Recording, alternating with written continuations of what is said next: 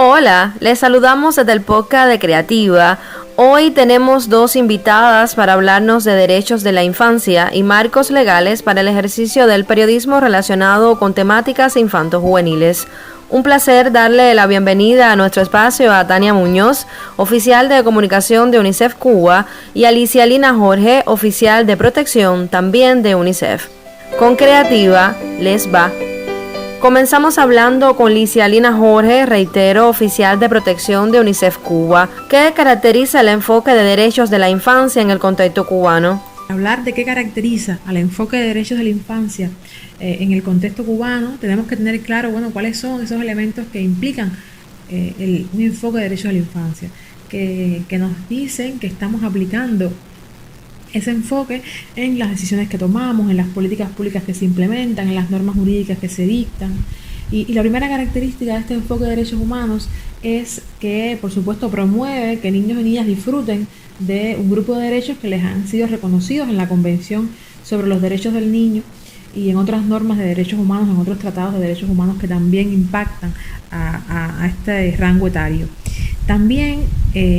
otro de los elementos de este enfoque es que considera que los derechos de niños y niñas son interdependientes, que por tanto la idea, la aspiración es lograr protegerlos todos, porque cuando se vulnera un derecho con regularidad se están vulnerando otros derechos.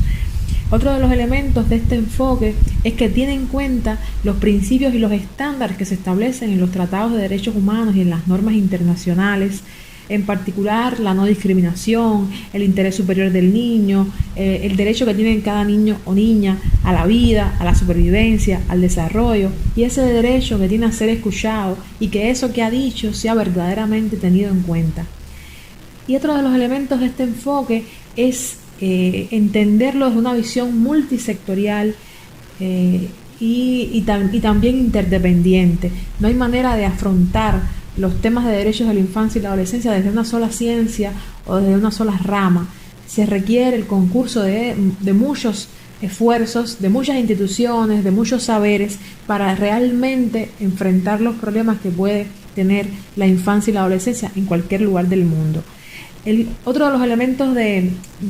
enfoque de derechos de la infancia tiene que ver con uno de esos principios que les comentaba, que tiene la Convención sobre los Derechos del Niño, que es el principio o el derecho a la participación. No puede hablarse de un enfoque de derechos de la infancia si no se ha promovido que niños y niñas sean partícipes y parte de los procesos que viven, que sean escuchados, que se les tenga en cuenta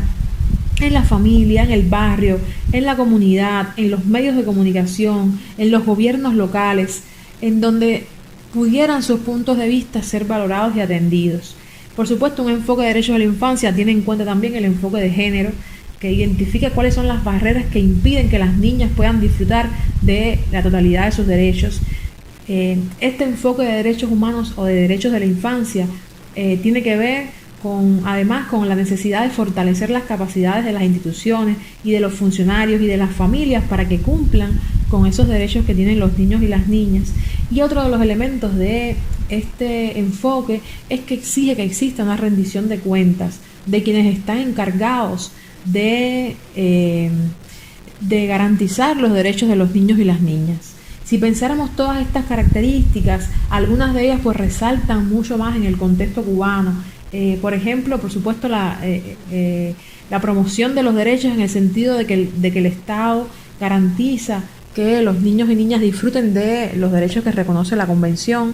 Esta visión también integral de la protección de esos derechos, el apego a determinados estándares establecidos internacionalmente para tomar decisiones en el ámbito jurídico o judicial, particularmente en casos relativos a niños y niñas, en las políticas públicas o en las normas jurídicas que se están dictando. Un ejemplo evidente es el proyecto de Código de las Familias, que acoge muchos elementos de la Convención sobre los Derechos del Niño y refleja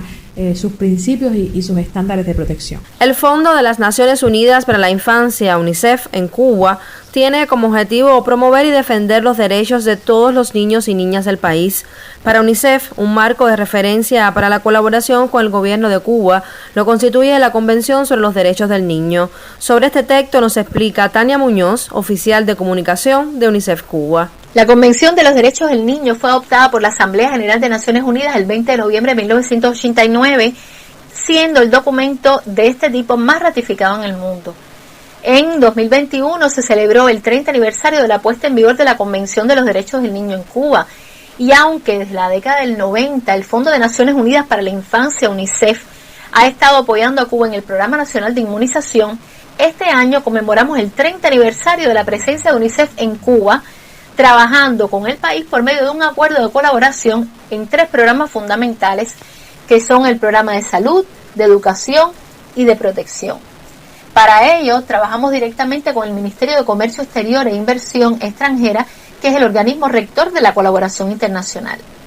El programa de salud, en alianza con el Ministerio de Salud Pública, con ProSalud y otras instituciones, apoya los esfuerzos del país en la prevención de sobrepeso y obesidad en escolares, en el fomento, práctica y protección de la lactancia materna, en la educación alimentaria y nutricional por medio de guías alimentarias para embarazadas y madres que han de lactar, en la salud materna infantil, haciendo especial énfasis en la calidad de la atención en los primeros 1000 días de vida, en la vacunación, en el apoyo a la respuesta a la emergencia sanitaria, y también promueve la educación en seguridad vial, así como la promoción de la salud integral de los y las adolescentes, por ejemplo, mediante la formación de adolescentes promotores de salud, incluyendo la prevención de ITS, VIH y SIDA. El programa de educación, en alianza con el Ministerio de Educación, el Ministerio de Ciencia, Tecnología y Medio Ambiente de Cuba, así como con la Defensa Civil, acompaña los esfuerzos del país en la capacitación a agentes educativas del programa Educa tu Hijo, que es el proyecto social de atención educativa de la primera infancia de mayor alcance en Cuba. También contribuye a la ampliación de la educación de calidad en primera infancia a través de casitas infantiles,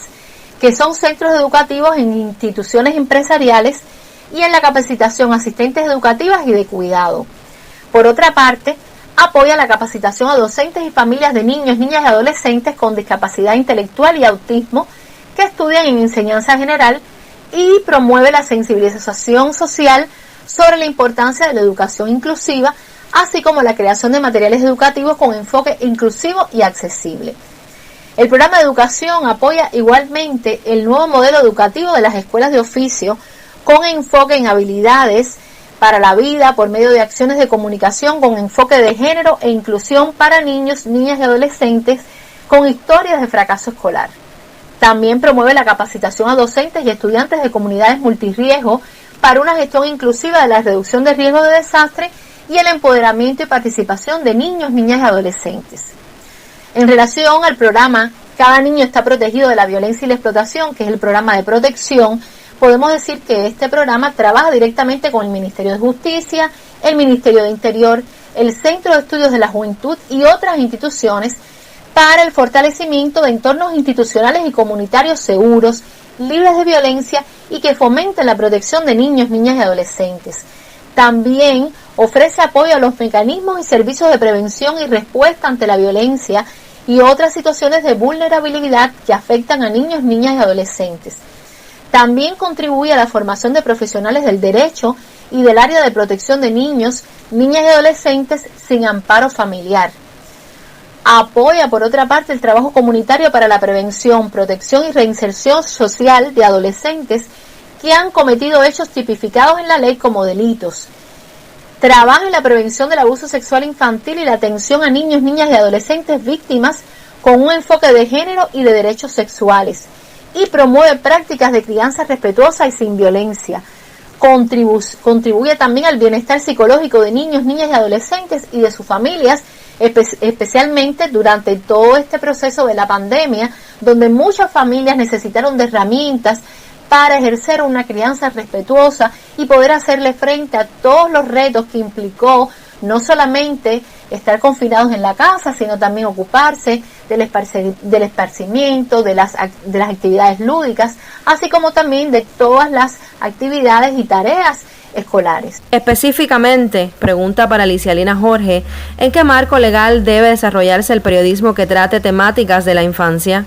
Acerca del marco legal en el cual el periodismo deba informar sobre los niños, las niñas y los adolescentes. Cuando nos referimos a marco legal, estamos hablando de normas jurídicas, de leyes, y concretamente en Cuba no contamos con una ley que regule el tema. Tampoco contamos con una ley de protección de la infancia, una norma, digamos, general que regule un grupo de derechos para niños y niñas. Y por tanto, si tuviera que definir un marco legal que pueda servir de referencia a los y las periodistas en Cuba, sería la Convención sobre los Derechos del Niño, un tratado internacional que Cuba ratificó desde el año 1990 y que por tanto es de plena aplicación en el contexto nacional. Esto es lo relativo al marco legal, pero tal vez puedo comentarles además un grupo de elementos que pudieran tenerse en cuenta a partir de la propia aplicación de la Convención. Este tratado reconoce la función que desempeñan los medios de comunicación, incluso califica de importante a esa función y alienta a los medios de comunicación a difundir materiales encaminados a promover el bienestar de la niñez y también desarrollar sus aptitudes, su personalidad, su capacidad, hasta el máximo de las posibilidades que tengan. Incluso habla del papel que pueden tener para preparar a niños y niñas para asumir una vida responsable en la sociedad, libre, respetuosa y tolerante. Incluso la Convención insta a los Estados parte, a los Estados ratificantes, a trabajar con los medios de comunicación para proteger a niños y niñas contra toda aquella información o material que pueda ser perjudicial para su bienestar. Los medios pueden jugar un papel muy importante en lo que tiene que ver con los derechos de los niños y las niñas por varias razones. Primero, tienen la capacidad para elevar los niveles de debate que puedan darse sobre la promoción y sobre temáticas relacionadas con la protección de los derechos de niños, niñas y adolescentes. Los medios pueden ser además un espacio para que niños y niñas sean escuchados. Son importantísimos espacios de sensibilización para promover además cambios de comportamiento, y tenemos experiencia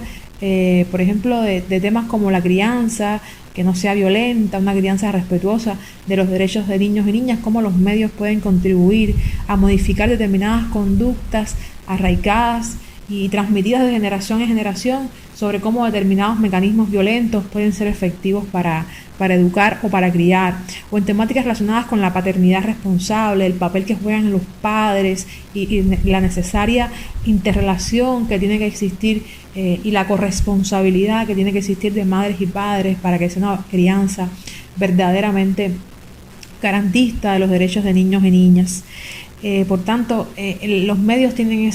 pueden jugar un papel importantísimo para promover cambios de comportamiento. Los medios además pueden tener un papel en la forma en que la sociedad ve a los niños y las niñas, de la manera en que los medios los presenten y las presenten a esos niños y niñas.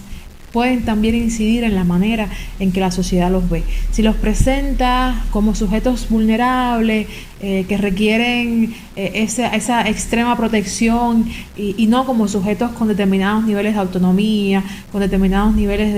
de participación, pues esa puede ser también la forma en que la sociedad los vea. Y además los medios tienen que tener en cuenta que el ejercicio de la profesión debe estar siempre respetando el derecho de niños y niñas a la imagen, a la dignidad, sobre todo en contextos en los que se hace noticia o se hace información mediática sobre niños y niñas en situaciones de vulnerabilidad concreta. Además, los medios tienen el deber de proteger los datos personales, de no exponer los datos personales de niños y niñas, incluso de solicitar el consentimiento tanto de madres, padres y cuidadores como de los propios niños cuando tienen ya determinada edad, pedirles su consentimiento para poder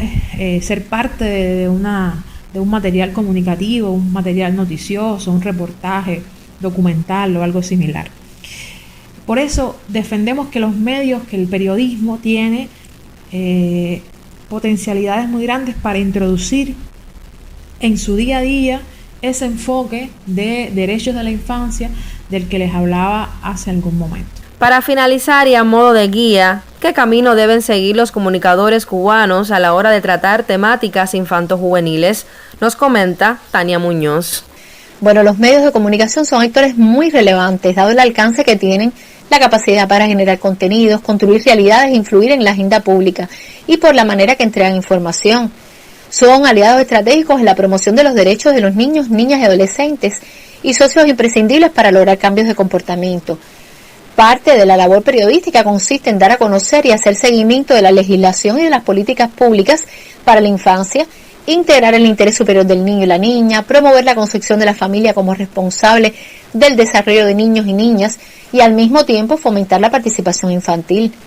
En ese sentido se hace imprescindible el trabajo colaborativo entre los medios de comunicación y las universidades y que los medios promuevan espacios para reflexionar sobre su quehacer. En esa tarea la academia y los distintos organismos e instituciones que han venido trabajando asuntos de la infancia y la adolescencia pueden ayudar a los medios a comprender los cambios culturales que estamos viviendo y las expectativas de las nuevas audiencias sobre el papel que ellos desempeñan. Las y los periodistas deben interesarse por comprender las particularidades de los mundos adolescentes, para reportar y comunicar mejor sus realidades. Igualmente se hace ineludible analizar el modo con el cual la sociedad y su mirada adultocéntrica coloca a niñas, niños y adolescentes como objetos de estudio y no necesariamente como actores activos de su propio desarrollo y como agentes de cambio. La participación de niños, niñas y adolescentes en los medios de comunicación masiva contribuye al fortalecimiento de las capacidades locales. Su involucramiento en las temáticas de orden público determina no solo acciones a favor del interés colectivo, sino también aumenta las posibilidades de que sus opiniones, ideas y propuestas sean tomadas en cuenta. Significa asimismo un reconocimiento por parte de todos los actores de su rol en la sociedad como sujetos de derecho, como ciudadanos activos y como agentes de cambio.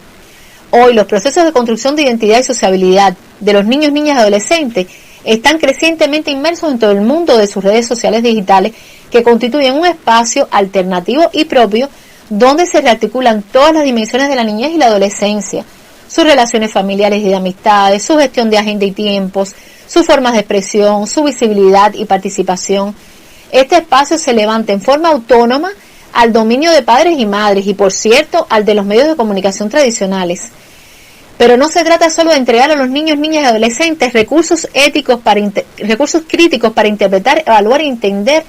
la sobreabundante información que los rodea, sino también la capacidad para crear sus propios medios, para que de esa forma se conviertan en participantes activos de la cultura mediática en lugar de ser meros consumidores de esta. Es por ello que UNICEF ha desarrollado principios que contribuyen a guiar nuestros propios informes y representación de niños, niñas y adolescentes, y también para ayudar a los periodistas a cubrir los problemas de la infancia de una manera sensible y apropiada para la edad. Las pautas están destinadas a respaldar las mejores intenciones de la presentación de informes éticos, que no es más que servir al interés público sin comprometer los derechos de los niños. En este sentido, por ejemplo, al entrevistar e informar sobre niños, niñas y adolescentes, se necesita especial atención para garantizar el derecho de cada niño, niña y adolescente a la privacidad y la confidencialidad, a que se escuchen sus opiniones y a participar en las decisiones que los afecten. Al tratar, por ejemplo, de determinar el interés superior de un niño, no se puede perder de vista que los niños tienen derecho a participar en las decisiones que les afecten, teniendo además debidamente en cuenta sus opiniones de acuerdo con su edad y madurez. La diversidad y la inclusión deben también estar presentes en todas las representaciones, siempre que sea posible,